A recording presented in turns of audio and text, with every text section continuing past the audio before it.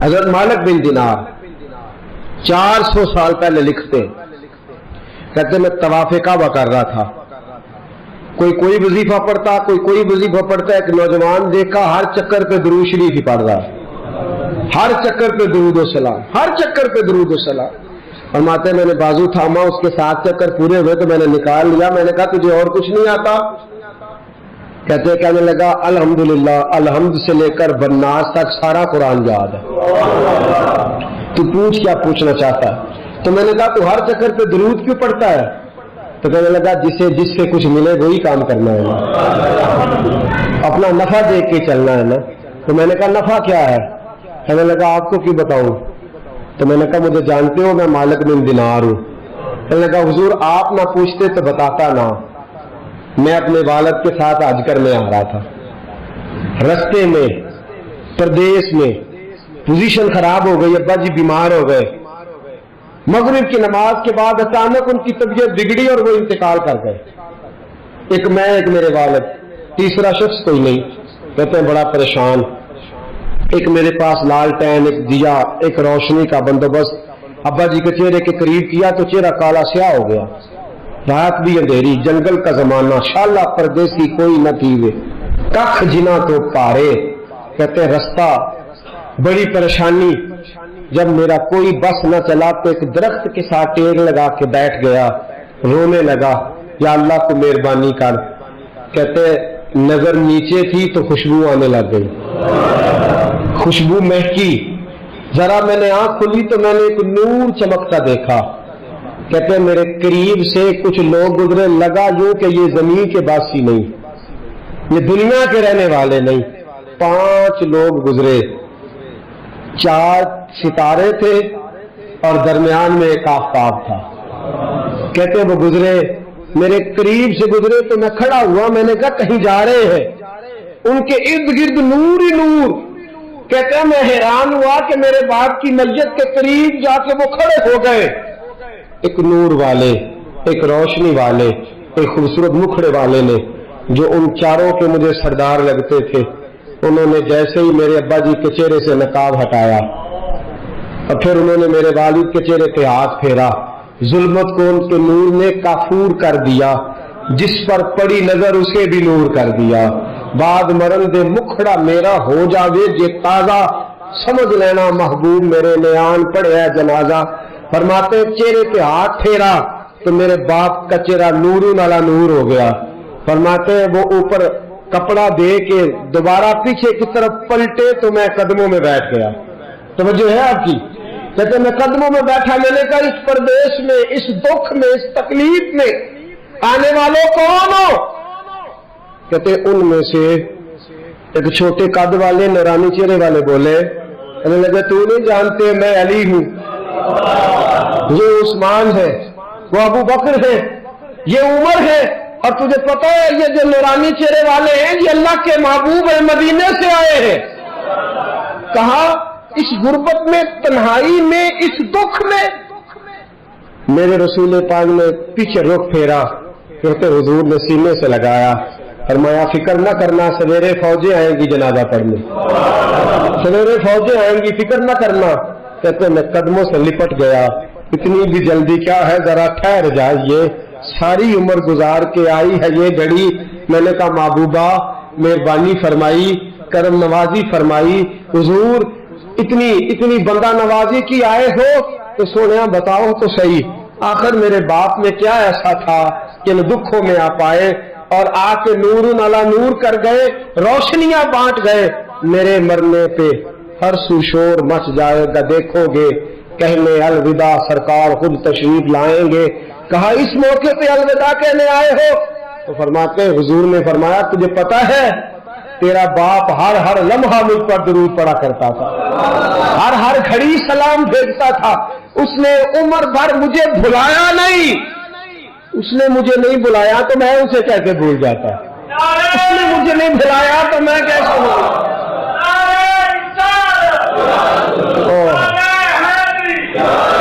وہ شخص کہنے لگا بس صبح میں نے دیکھا کہ فوجوں کی فوجیں آئیں، فوجوں کی فوجیں آئیں، میرے والد کا جنازہ اٹھا تو خوشبوئیں پھیل گئی، حضرت مالک بن دینار سے کہنے لگا کچھ تو سن کے پڑھتے ہیں، میں تجربہ کر کے درود پڑھ رہا ہوں، میں تجربے کے ساتھ پڑھ رہا ہوں اور میری نفس درود پڑھتی ہے، میرا ایک ایک سانس درود پڑھتا ہے، میری زندگی درود پڑھتی ہے۔ اور کہا مالک مجھے امید ہے کہ میں مر جاؤں گا تو میری قبر سے بھی درود و سلام کی صدائیں آئیں گی، میں وہ سنی ہوں جمیل قادری مرنے کے بعد میرا لاشا بھی کہے گا صلاۃ و سلام، نبی کریم پر درود پڑھنا۔ یہ جو ہماری محفل ہوتی ہیں، مجالس ہوتی ہیں، یہ ساری محبت کو عروج دینے کے لیے ہوتی ہیں، یہ ساری چیزیں توانائی پیدا کرنے کے لیے ہوتی ہیں، روحانی قوت پیدا ہوتی ہے۔ محبت جو ہوتی ہے نا، محبت، میرے نبی پاک علیہ السلام نے فرمایا جو مجھ پر ایک بار درود پڑے گا اللہ 10 رحمتیں نازل فرمائے گا۔ خوشی ہوئی ہے نا آپ کو؟ اللہ تعالیٰ آپ کو خوش رکھے، آمین کہنا۔ اللہ کرے آپ چمک جایا کریں ایسی باتوں سے۔ جو موضوع میں نے چھیڑا ہے نا، اس موضوع میں تو کھل جاتا ہے بندہ۔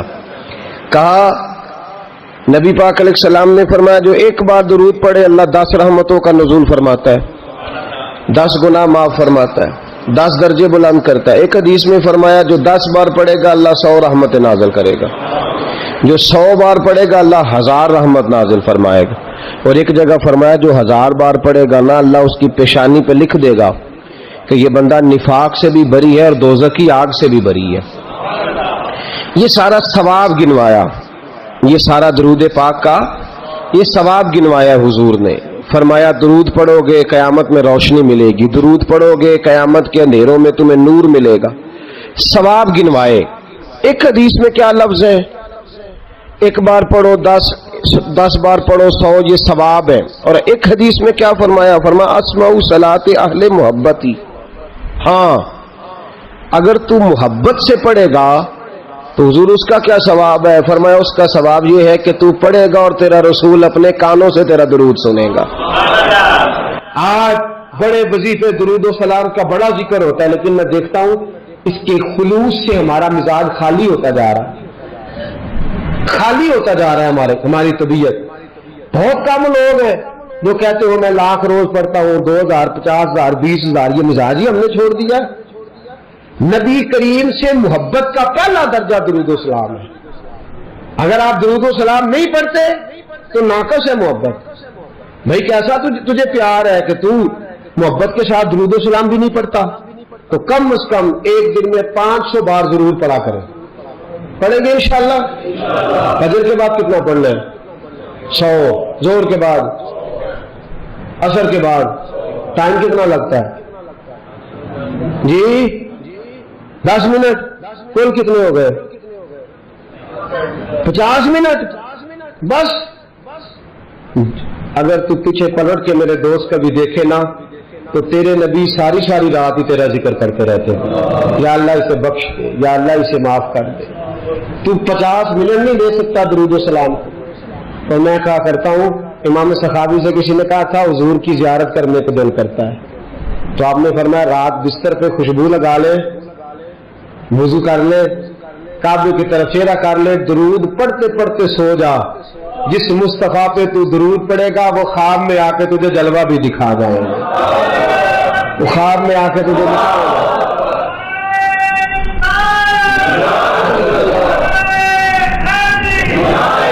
علامہ اسماعیل حقی نے تفسیر روح البیان میں لکھا ہے قیامت کا دن گہرا گہری کا عالم نفسا نفسی پکارا جا رہا، اعمال کھلنے لگ گئے۔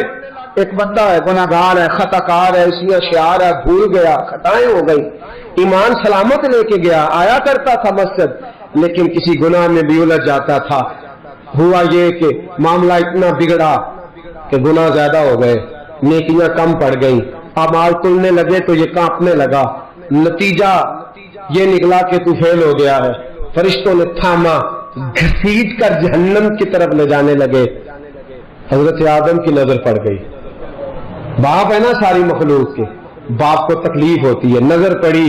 حضرت آدم علیہ السلام اس کی طرف نہیں گئے، دوڑے واپس آئے، کہنے لگے یا محمد صلی اللہ، ہر نظر کانپ اٹھے گی محشر کے دن، خوف سے ہر کلیجہ دہل جائے گا، اوڑھ کر کالی کملی وہ آ جائیں گے، سارے محشر کا نقشہ بدل جائے گا۔ کہا یا محمد صلی اللہ، حضور نے کہا اے کل انسانیت کے بعد کیا ہوا؟ اب وہ دیکھتے ہو آپ کے غلام کو فرشتے گھسیٹ کے لے جا رہے ہیں. جناب آدم بھی جانتے ہیں کہ مصطفیٰ کو کہہ دیا تو حضور دوڑیں گے. حضرت علامہ اسماعیل حقی نے لکھا ہے کہ نبی کریم بھاگتے ہوئے تشریف لے جائیں گے. فرشتوں سے پوچھیں گے کہاں لے جا رہے ہیں؟ دوستو توجہ کرنا ذرا میری بات پہ. دکھوں میں جو شخص خالی تسلی دے دے اس کی بھی بڑی بات ہوتی ہے. اور اس عالم میں جو بھاگ کے لا کے بچا لے دوزخ کے دروازے، کہاں لے جا رہے ہو؟ اس سے کہتے ہیں محبوب اس کے گناہ زیادہ نکلے نیکیاں تھوڑی ہیں، اعمال تلے ہیں. حضور فرماتے ہیں واپس لاؤ نا، واپس لائے. میزان لگ گیا. محبوب نے فرمایا میرے سامنے تولو. جب تلنے لگے باقی ساری نیکیاں کرامن کاتبین نے لکھی ہے. درود والی پرچیاں حضور نے سنبھال کے رکھی ہوئی ہیں. باقی نیکیاں کرامن کاتبین کے دفتروں میں ہیں. درود و سلام کی پرچیاں اور رکے میرے مصطفیٰ نے سنبھال کے رکھے ہیں. جب اعمال تلنے لگے گناہ زیادہ نیکیاں تھوڑی، حضور نے فرمایا ٹھہرو. میرے نبی نے جیب میں ہاتھ ڈالا. تو کتنا نصیبوں والا ہے تیرے رکے مصطفیٰ کی جیب سے نکلے. غور کو کرنا بھائی، میرا کارڈ کسی کی جیب سے، کسی کا کارڈ میری جیب سے نکلے تو کیا بات ہے؟ تیرے اور میرے نام کے رکے مصطفیٰ کی جیب سے جیب میں ہاتھ ڈالا. فرمایا یہ رکھو نا نیکیوں والے پلڑے میں رکھی کہ مصطفیٰ نے رکا دیا ہے یا عطا کر دیا ہے، بے حساب نواز دیا ہے. فرشتے کہنے لگے سونے ہم تو مجبور ہو گئے، یہ تو نیکیاں بڑھ گئی ہیں. حضور یہ تو پلڑا وزنی ہو گیا. چلو دوڑ جاؤ، بلاؤ جنت والوں کو بلاؤ. پتا سارا ہے سردار نے کیتیاں دا، پتا یہ پردہ چا پایا ہی پلا ہو سی. پتا سارا ہے سردار نے کیتیاں دا. قدموں میں بیٹھ گیا، پیر پکڑ لی، سونے میرے تو عمل ہی نہیں. پتا سارا جی حضور میرے تو عمل ہی نہیں، تو یہ رکا کدھر سے آیا؟ حضور نے فرمایا فلاں مجلس میں تو بیٹھا تھا، فلاں محفل میں تو بیٹھا تھا، تم نے میرا نام سنا، تم نے میرا ذکر سنا، تم نے میرا تذکرہ سنا تو تم نے پیار سے درود پڑھا. اسمعوا صلاۃ لاہل المحبہ، جو محبت سے پڑھے میں سن لیتا ہوں. میں نے تیرا سنبھال کے رکھا تھا، تیرے کام آ گیا. دوستو دنیا کی مہمات میں تو بندہ بچ ہی جاتا ہے، پھنسے گا قیامت کے دن اور بچے گا درود پڑھنے والا، حضور پر سلام پڑھنے والا، جس کی عادی ہوگی زبان درود و سلام کی. امام شافعی انتقال کر گئے. شاگرد نے خواب دیکھی. کہا حضرت جی کیا بنا؟ کہنے لگے خدا نے مجھے سجا سوار کے جنت میں بھیجا. کس طرح سجا؟ کہا حضور بھیجنا تو تھا، آپ محدث سے بہت بڑے فقہ کے امام سے، کیا بات تھی؟ کہنے لگے اس لیے نہیں، بات کوئی اور ہے. کہا حضور کیا؟ فرمانے لگے ایک دن میں کوئی کام کر رہا تھا، کوئی حدیث لکھ رہا تھا، باقی تو میں نے جلدی لکھ لیا، اور جب آیا نا نبی پاک کا نام مبارک تو امام شافعی کہتے ہیں میں نے جتنی میری صلاحیت تھی میں نے پیار سے لکھا. پھر آگے میں نے پیار سے درود لکھا. میں نے قلم کو روکا، اتنا وقت پورے صفحے پہ نہیں لگا جتنا وہ حضور کے نام اور درود پہ لکھا. کہتے بس میں نے پیار سے لکھا تھا، پیارے رب کو پیارا لگ گیا. میں مرا، آنکھ کھلی، رب کریم نے فرمایا اس کو سجاؤ، جنت کا لباس پہلے پہناؤ، اس کے سر پہ امامہ رکھو، خوشبو لگاؤ، جنت میں لے جاؤ. یا اللہ یہ ساری نعمتیں. فرمایا دنیا میں تو مصطفیٰ کا درود سجاتا رہا ہے، تو حضور کا درود سجاتا رہا ہے، میں نے آج تجھے سجانے کا فیصلہ کر لیا ہے. مناظرے سب سے زیادہ درود و سلام پہ ہوتے اور ہم کرتے، لیکن میں اکثر ساتھیوں سے کہتا ہوں اسی ان سے مناظرے ہی کرنے عمل. اگر میں کبھی اپنے اجتماع سے پوچھ لوں نا اہل سنت والوں سے کہ تسی آندے جی اسی تے درود والے ہیں تے پڑھ دے کنا ہو، کوئی نہیں. یاد رکھو بحثوں سے انقلاب نہیں آتا، عمل سے آتا ہے. آپ کا کوئی درود پڑھنا دیکھے گا تو مجھے آپ لڑائی کر کے درود پڑھوانا چاہتے ہیں، کوئی نہیں پڑھتا. اگر آپ کا درود پڑھنا کوئی پیار سے، خلوص سے، محبت سے ناراض تو نہیں ہو جائیں گے؟ ایک بات کر دوں جی، اپنے خلاف کر لگا کر دوں. ایک شخص میرے پاس آ گئے، کہنے لگے جی ہماری گلی میں نا سویرے اٹھ کے ایک بندہ ہے، وہ کہتا ہے 111 باری سپیکر میں درود پڑھنا ہے تہجد کے وقت، پڑھنا چاہیے اسے؟ میں نے کہا نہیں پڑھنا چاہیے، اس لیے کہ اللہ کے نبی کریم صلی اللہ علیہ وسلم نے منع فرمایا ہے کسی کو تکلیف دینے سے. قرآن بلند آواز سے پڑھنا منع ہے جب کسی کو تکلیف ہوتی ہو. تو لوگ سوئے ہوئے ایک آدھ 2-4 بار تو ٹھیک ہے، وہ 111 بار ہی شروع کر دیا ہے. وہ شخص میرے پاس آ گیا، کہنے لگا کہ واقعی سننی ہو. میں نے کہا یار یہ سننی نہ سننی ہونے کا تو نے کون سا رزلٹ نکالا ہے؟ کہتے سر درود ڈاک چھڑے ہے. میں کہا تم ہی آنا مسیطے چلیے، 10 بغیر سپیکر تو کنا پڑھنا ہے، ناراض تو نہیں ہو جائیں گے آپ؟ میں کہا کلے ہاں اسی دو میں کسی قسم لینی نہیں چاہیے، پر دیانتداری نہ دسی کنا پڑھنا ہے. کہندا وہی پڑھنا جڑا سپیکر وچ پڑھنا. تو میں کہا پھر اللہ کو ڈرو. کیا دیکھیں نا کیا معاملہ ہے کہ کدھر جا رہے ہیں بھائی. میرے ہاتھ سپیکر آئے تو میں کہا جھوم کے پڑھو تو سارے پڑھو تو اونچی پڑھو تو بڑھ تک پڑھو، اور اپنی باری آئے تو. اب میں ایک حوالہ دے دوں، بات ختم کروں. نبی کریم کی خدمت میں عرض کیا گیا یا رسول اللہ یہ بندہ لمبی نماز پڑھاتا ہے. حضور نے بلایا، فرمایا کیوں لمبی پڑھاتا ہے؟ کہا حضور مجھے مزہ آتا ہے. فرمایا لمبی پڑھنی ہو تو اکیلے پڑھنا، لوگوں کو پڑھا تو مختصر پڑھا، بچے بھی ہوتے ہیں، بوڑھے بھی ہوتے ہیں، بیمار بھی ہوتے ہیں. ہم لوگوں نے جو طریقہ درود و سلام السلام علیک ایھا النبی والصلاۃ والسلام علیک یا رسول صلی اللہ علیہ، جو آپ کا دل کرتا پڑھے، لیکن کو دکھا کے پڑھنا، بتلا کے پڑھنا، کسی شخص کو چڑھا کے پڑھنا ضروری ہے؟ درود تو ہم جب پڑھتے ہیں تو پتہ کسے دکھا کے پڑھتے؟ مدینے والے محبوب کو، رسول پاک کو دکھا کے پڑھو، حضور کو سنا کے پڑھو، نبی پاک کی طرف توجہ کر کے پڑھو. اختلاف درود پہ تو لڑائی نہیں نہ ہونی چاہیے، یہاں تو نہیں نہ ہونی چاہیے. تو ساتھیو درود و سلام جم کے پڑھے، اتنا پڑھے. 3 فائدے ہیں درود پڑھنے کے، جو میرے حضرت صاحب نے مجھے بتایا، میں آپ کو بتا دیتا ہوں، بات ختم کرتا ہوں. یاد رکھیں گے آپ انشاءاللہ؟ کتنے فائدے؟ میرے حساب فرماتے ہیں درود و سلام پڑھنے والے کی زبان میٹھی ہو جاتی ہے.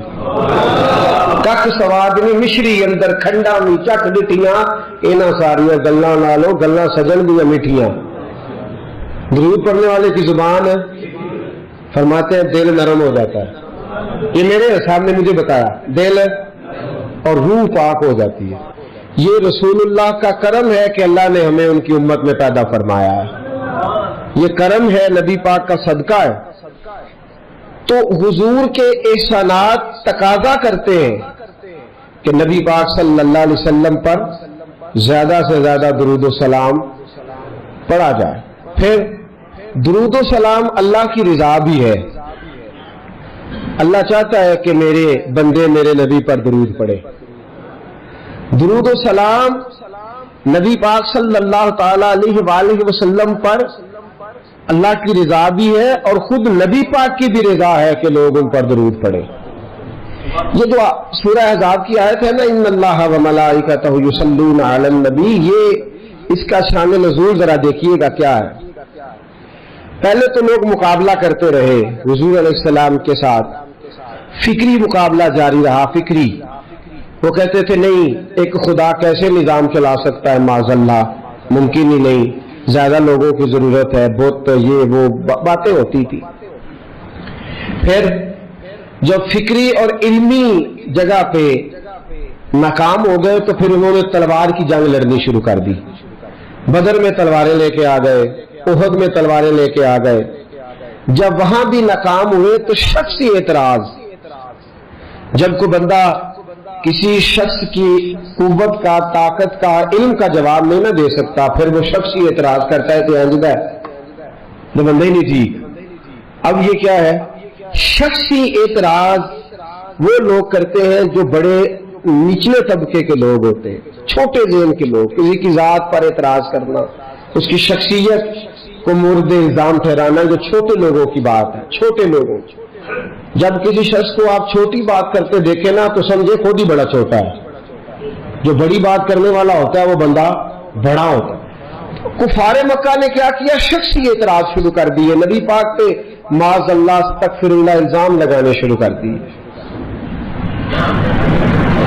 اب میں ان الزامات کی طرف نہیں جاتا، وہ درد کا ایک معاملہ ہے، وہاں اگر بات چھیڑی جائے تو بڑی تکلیف دہ مسئلہ ہے۔